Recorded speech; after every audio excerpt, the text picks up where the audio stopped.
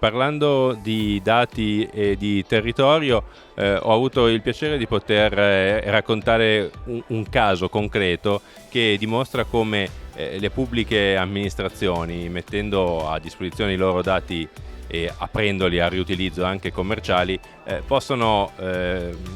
mettere a disposizione sostanzialmente una piattaforma sul quale i privati sono in grado di innovare. Il caso di cui parlo è quello di contrattipubblici.org, che è un motore di ricerca, una serie di dashboard di business intelligence per analizzare e segmentare le informazioni sugli acquisti della pubblica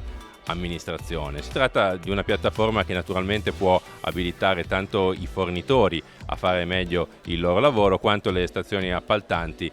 a trovare le migliori aziende con cui collaborare e anche prendere spunto da quello che fanno delle realtà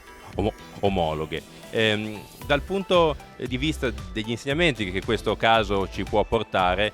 penso sia utile sottolineare i fattori abilitanti.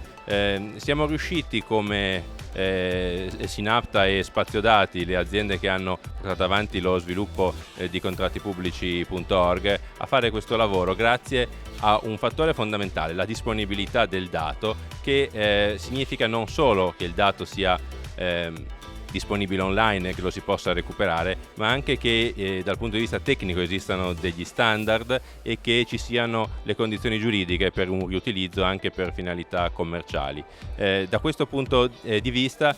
quando c'è un dato come quello messo a disposizione del pubblico grazie alle norme sulla trasparenza amministrativa, i privati sono poi in grado